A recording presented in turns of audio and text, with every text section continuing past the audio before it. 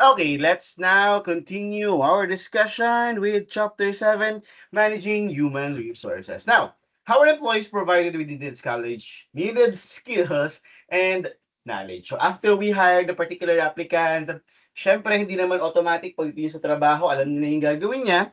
So what are the things na kailangan natin ituro sa kanya for that particular job? So first is we conduct orientation of the job, of the work unit, as well as the organization. Ano? I-discuss natin sa kanya ano ba yung kanyang job responsibilities in actual, the work unit orientation, and the organization. So then papasok yung employee training, which is a learning experience that seek a relative permanent change in employees by improving their ability to perform the job. Thus, training involves changing skills, knowledge, attitudes, or behavior. Kasi yung organizational culture is kailangan maturo din natin sa kanya ano ba yung dapat ginagawa or how we will work inside the organization.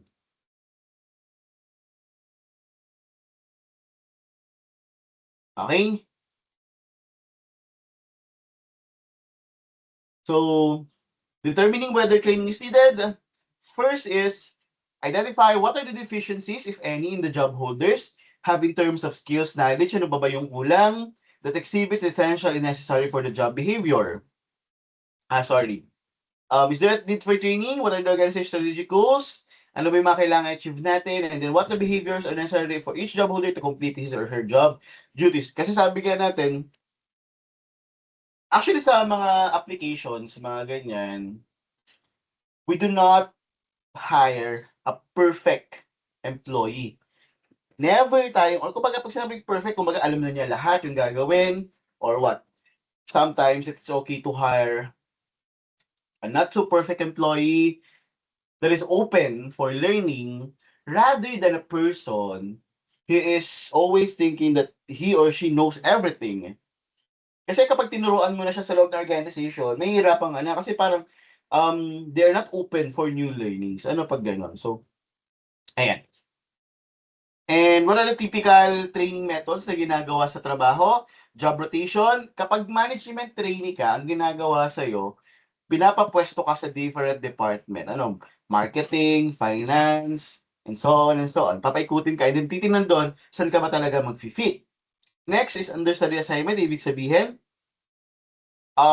partnered ka with seasoned employee, veteran, coach, or mentor. Na kung saan titingnan sa'yo kung ano yung mga gagawin. Kumbaga ano, parang shadowing lang ba?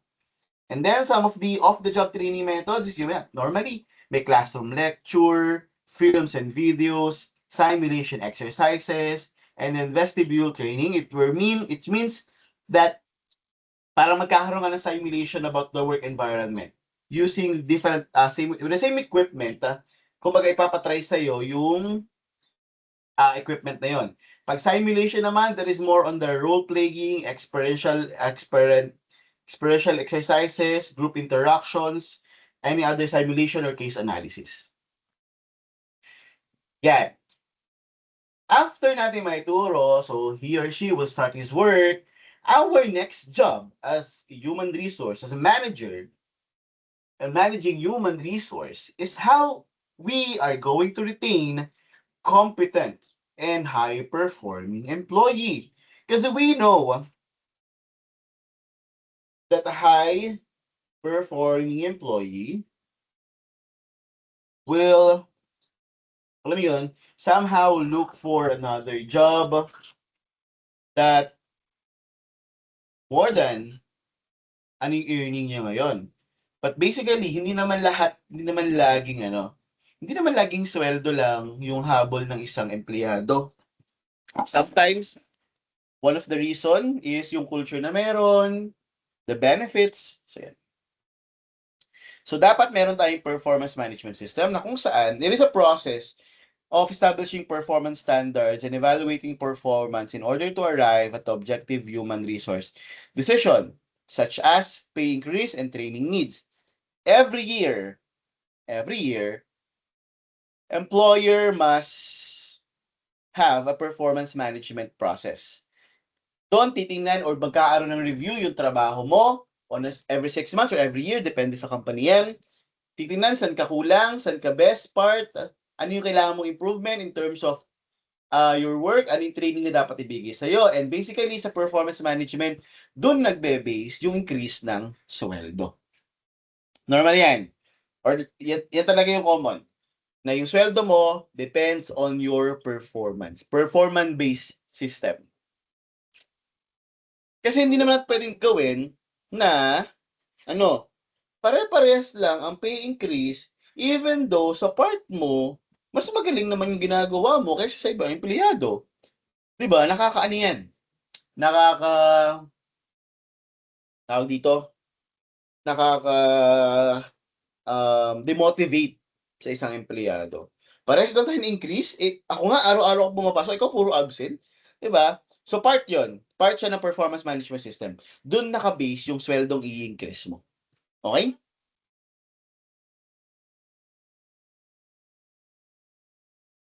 There are different methods on performance appraisal. First is the written essay. Madali naman siya kung kumbaga sasagutin mo lang yung essay, pero what if magaling kasi magsagot yung isang empleyado, 'di ba? Magaling magsulat. Ang disadvantage lang nito, more of a measure siya ng evaluators writing ability but not on the actual performance ng empleyado. Kaya bibihira yung gumagamit ng written essay. Okay? Next is critical incident. Ibig sabihin, ang advantage nito, ibig sabihin, na critical incident is yung mga certain scenario or na nangyari sa trabaho mo that really gives you stood out or really gives you a negative implication on your work. It's a advantage ito is a rich example and behaviorally based, but ang disadvantage ito is time consuming and then lack of quantification. What if yung ginawa naman ito on the positive note is hindi lang naman pala siya yung gumawa pero sa kanya nakapangalan. So ibig sabihin sa kanya lang mapupunta yung mataas na So mahirap din siya. Graphic rating scales, it provides you quantitative data, less time consuming than others, but not just provide job behavior assess. Kumbaga, more on your KPI lamang, mahirap kasi what if maganda naman talaga yung result ng KPI mo dahil maganda yung trabaho, maganda yung system, maganda na pala yung system, ganoon na pala talaga siya aganda before pa. So, dapat ay kung ano yung naging improvement siguro before and after nung nandito ka. Bars, yung bars kasi, i-discuss ko siya next time kasi siya medyo complicated. Sige. Tignan ko kung makakahanap ako ng example.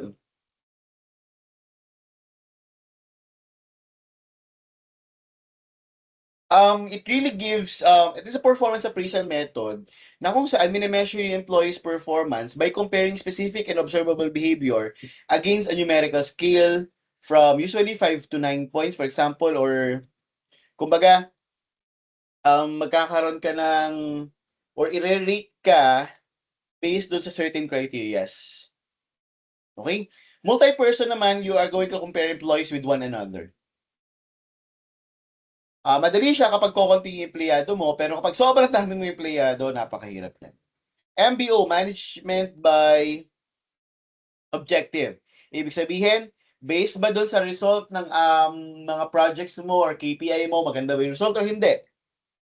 So it really focus on the result, but it is time consuming. And lastly, is the 360-degree appraisal. Ibig sabihin, lahat ng tao na nakapaligid sa'yo, tatanungin ka how they perceive you as an employee. It includes yung katrabaho mo, member mo, and yung superior mo. So 360 degrees appraisal. The question, should people be compared to one another against a set of standard? Tingin nyo. Comment down below your answer, guys. This will serve as your attendance. Just write your answer, your name, and your section to record your attendance for today. The half of the attendance. Kasi yung half is dun sa first part natin. Okay? Should people be compared to one another or against set of standards? I'd like to know your answer. Please comment down below. Parang yung vlogger of person. Anyway, what happens if an employee's performance is not up to par or underperforming yung empleyado? So, you do employee counseling. It is a process designed to help employees overcome performance-related problems. You have to talk to them one-on-one. What is the problem? How they perceive you, how you perceive her or him as an employee. Ano yung kulang pa sa kanya? Ano yung kailangan niyang i-improve dun sa work niya? Okay? So, yun yung employee counseling. You have to ask him or her, ano may problema? Ba't ganito yung trabaho mo? Baka kasi may problem lang siya sa personal life niya. You have to give them advice also. Pero kapag yung factor naman is related sa work, you have to do something to do that. Ano, and then doon papasok na kulang pala sa training, may problem pala siya with working with other colleagues, with other co-employees. So you have to do something as a manager. And there are different way on how our employees be compensated or pay. Meron dyan yung employees tenure performance, depende yung sweldo mo kung gaano ka nakatagal at kung gaano kaganda yung performance mo. Pangalawa, size of the company, how large is the company? Malaki, depende kasi may mga company na maliit, mas malaki ang sweldo, may company naman na malaki, medyo maliit naman yung sweldo. So, it really depends on the size of the company. Also, the profitability of the company. Nakadepende ang sweldo mo kung kumikita ba yung kumpanya. Okay? For example, yung mga alam ko pag mga car wash, yung sa number of cars na pinuhinugasan nila, meron silang percent doon. And depende, syempre, kung madaming nagpa-car wash kayo, mas malaki yung kita nila, I think. May mga ganong company. Another pay is the geographical location. Yan. Madalas ito talaga very visible to sa Pilipinas, no? Malaki ang sweldo kapag nandun ka sa Metro Manila, Laguna, Cavite. Pero iba yung sweldo pag nasa Batangas ka na, pag nasa Quezon, kapag Region 4B, yung mga provinces, compare sa Manila rate, di ba? So, it really depends on the geographical location. Another one is the kind of job performed. Siyempre, mas malaki yung sweldo ng mga trabaho that requires you to the management skills, the leadership skills, so sa laki sweldo niyan rather than dun sa operatives, di ba? Na ang trabaho lang nila is yung certain area nila. Kinds of business. Yan. May mga business na malaki yung sweldo, may mga business naman na hindi. Type of business. Siyempre, pag nag-work ka sa IT, di ba? Since kayo, mga IT kayo, we are expecting na malaki talaga yung sweldo. So, baka naman, charat. So, yun. May mga business naman na talaga maliit yung sweldo. For example, yung mga retail, magbabantay ka ng mga tindahan. So, those are business talaga medyo maliit yung sweldo. Then, unionization. Ibig sabihin, kapag isang business is unionized or merong union doon sa loob ng organization, madalas talagang nakikipag-negotiate sila for higher salary. And then, management philosophy, ano ba yung attitude ng management in terms of paying yung empleyado? Meron kasing mga management philosophy na kung saan they really prioritize higher salary for their employees. Meron naman, hindi, And then the labor or capital intensive. When we say labor intensive, ibig sabihin, majority of your employees are labor intensive. Ibig sabihin, maraming tao doon sa business mo. So, madalas pag gano'n, medyo maliit yung sweldo. Pero pag capital incentive, ibig sabihin, malaki yung business mo, pero kukunti lang yung tao. Kasi more on automated process, systematized na yung mga processes natin. So, yan, yung mga capital intensive, madalas malaki yung sweldo sa mga ganyan. Okay? And there are other approaches pa. Nandyan yung skill-based and variable-based. Pag sinabi natin skill-based, employees are rewarded for the job skills and competency they can demonstrate. When the variable-based system is usually paid on the form of incentive, pay, bonus, or commission. Ibig sabihin, ang sweldo mo, depende kung magkano yung binibenta mo, magkano yung naibenta mo, magkano yung bumili sa'yo. Ilan yung bumili sa'yo? Through incentive and commissions. Other than that, kailangan magbigay tayo ng manager or management organization ng employee benefit. Last time na napag-usapan natin, there are government-mandated benefit na kailangan meron, SSS, pag-ibig contribution, overtime pay, SLP, and then also yung mga maternity benefit, paternity benefit, night differential. Those are some of the mandatory benefits that mandated by the government. And then, other than those, syempre, meron din mga company-initiated na mga benefit, kagaya ng mga bonuses, monthly incentives, or health cards, So, yan. So those are some of the benefits. Or the other non-financial rewards, pwede rin naman. But, syempre, as an empleyado, mas prefer natin yung financial rewards para sa mga empleyado. Okay? What contemporary HRM issues face managers? Number one is downsizing. Napakahirap mag-downsize ng isang organization. Mahirap siyang sabihin sa mga empleyado mo tomorrow, wala na kayong trabaho. Napakahirap niyan. And it could really affect yung business as well as yung mga taong may iwan. Meron kasi tayong tinatawag na survivor's dilemma. Even though they survive the downsizing, sila yung naiwan, but yung stress na inabot din nila, yung takot nila na baka this will be their last day, mag-i-instill na rin kasi kanila yung tinatawag survivor's dilemma. Mahirap din. Mahirap talaga yung downsizing. But as an organization, we really need to do this, especially meron na talaga tayo ng problem with our business, hindi na siya kumikita or labis talaga yung tao natin, we have to do it. We have no other options. Ayan. So kapag mga downsizing na, we have to communicate openly and honestly to them, inform them as soon as possible. Meron kasi mga employer na, sorry, this will be your last day. Parang hindi mo na paghandaan. Unlike kapag kunyari, a month before or 2 weeks before, masabi mo, they could really have the time to look for another job. Then, tell surviving employees the new goals and expectations. Kasi nga, yung mga survivors, magkakameron talaga yan ng anxiety or questions about the organization. Kailangan alam nila, for the survivors ng downsizing, we make sure that you still really have for the next 5 months kasi kaya natin i-sustain pa yung business and ganyan. Give them the expectations. Or tell them that maybe on the next one, magkaroon pa tayo ng next batch of downsizing. Sabihin agad natin. And explain the impact of layoff, follow any laws and regulations, severance pay or benefits. Yan. Kapag downsizing kasi, meron niyang definite separation pay system. Madalas, ang ginagawa nila, monthly salary mo multiplied by years of service.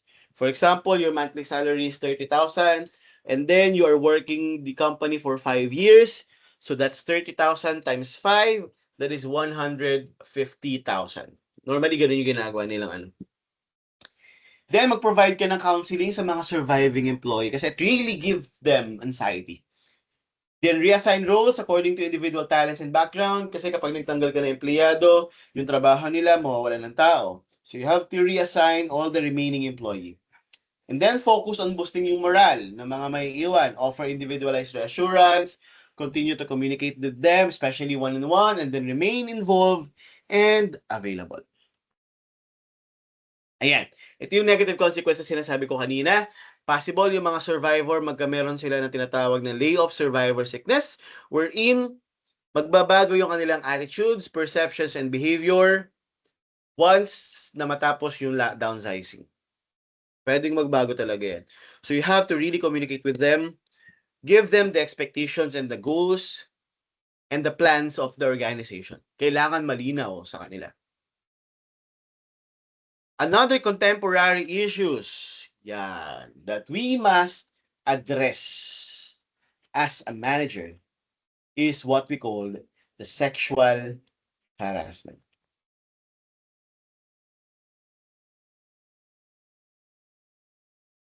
Sexual harassment is under our law, sa batas natin yan.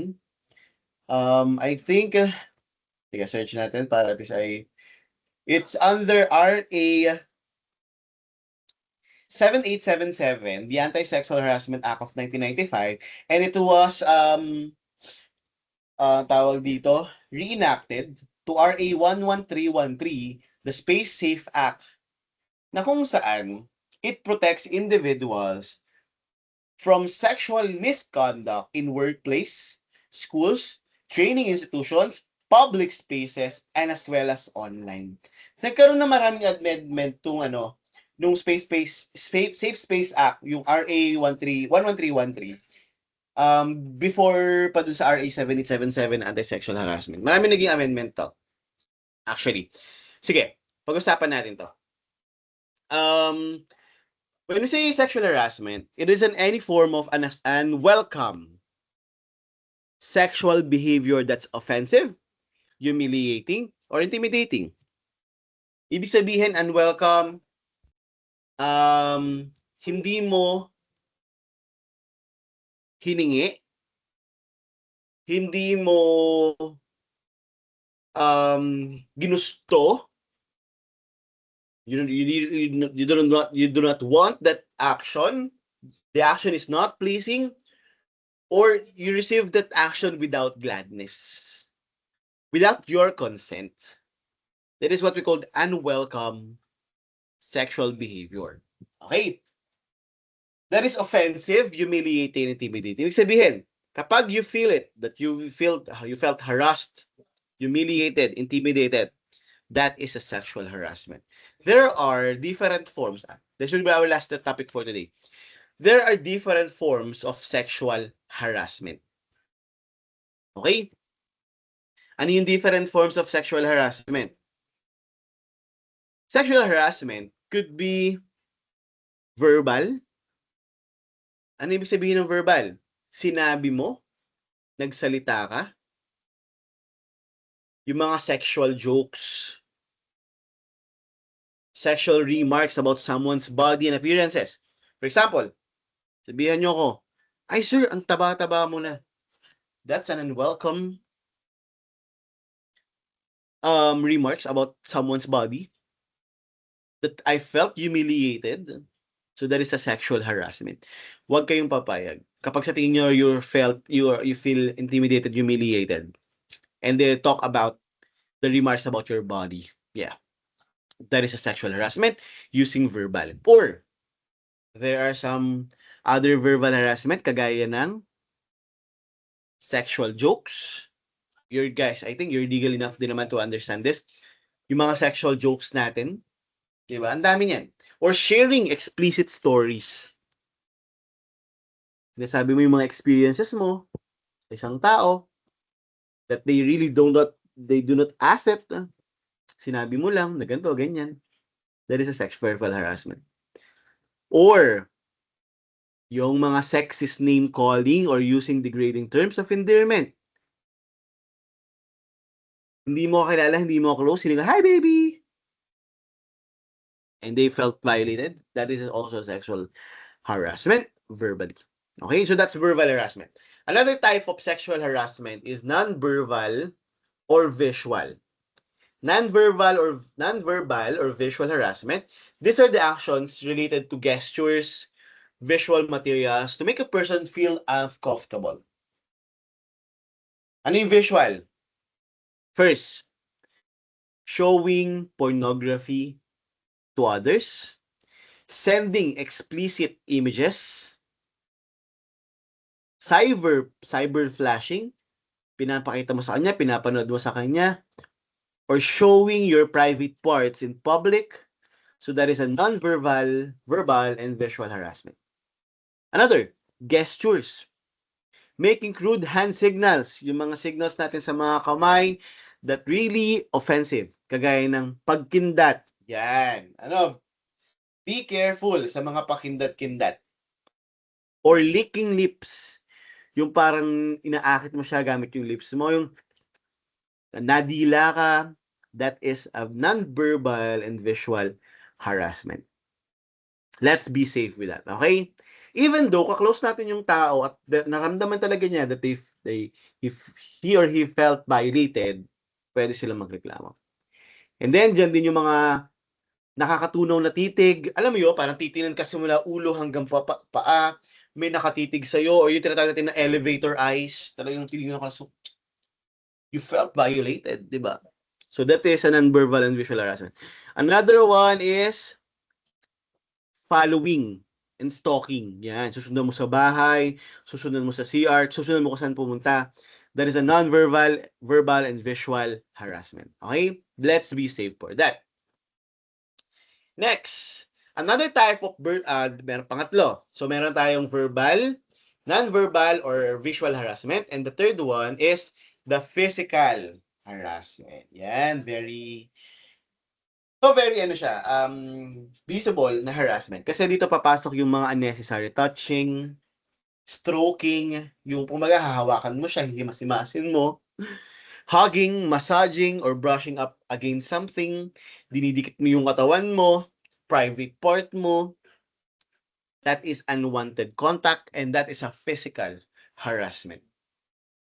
And in work, bawat sa organization, sa trabaho, dapat walang sexual harassment tayo na experience. Okay? And then the violation of personal space. For example, standing too close to you. Na parang nakadikit na talaga sa'yo kahit ang luwag-luwag naman. Ano? And lastly is yung mga assault and violence, any non-consensual act, including groping, attempted rape, or rape. Those are physical harassment. Okay? So those are the type of sexual harassment. But other than that, harassment can also be encountered online or yung tinatawag natin na cyber harassment. Yung pagsasend ng mga sexual rumors, pagsasend ng mga pictures, digital stalking, explicit texts. So those are harassment. And dun sa bagong law or yung amendment ng Republic Act 11313, ang mga binago dito is yung sexual harassment, hindi na lang siya masasabi na superior to member. Yung member, pwede rin kasi magkaroon ng sexual harassment doon sa superior niya. And it also includes yung sexual harassment with different gender. Yung lalaki, sexual harass yung babae. Yung babae, pwede rin mag-sexually harass sa lalaki. Yung babae, pwede rin mag-sexual harass sa kapwa babae. At yung lalaki, pwede rin mag-sexually harass sa kapwa lalaki. So, let's be safe with that. And kailangan present yung ating law or regulation about sexual harassment in the organization. Kasi pagdating sa labas, meron siyang kaso. Actually, sa mga company naman, sa mga organization, once na ang kaso may sexual harassment, automatic this will proceed to termination. Kasi sa batas, sa labas, sa batas natin, meron talaga siyang kaso. So, let's be safe with that. And then each organization, meron tayong tinatawag na CODI, or the Committee on Decorum and Investigation, that investigate and resolve yung mga complaints na yun. Okay? So, then the chapter summary, please do read na lang. And that ends our discussion for today. Again, to serve or to record your attendance for today, answer the questions. Yung questions sinabi ko kanina, and then write your name and your section on the comment section. Comment down below. Please do like and share these videos. For more exciting videos, please do like and subscribe. Charas. That will be all for today, guys. See you again next week. And I think next week, may nabalitaan ako that the Pag-asa will not issue na hit index kasi parang tag-ulan na daw next week. So, maybe face-to-face class next week. Okay? So that will be all for today, guys. Thank you for watching.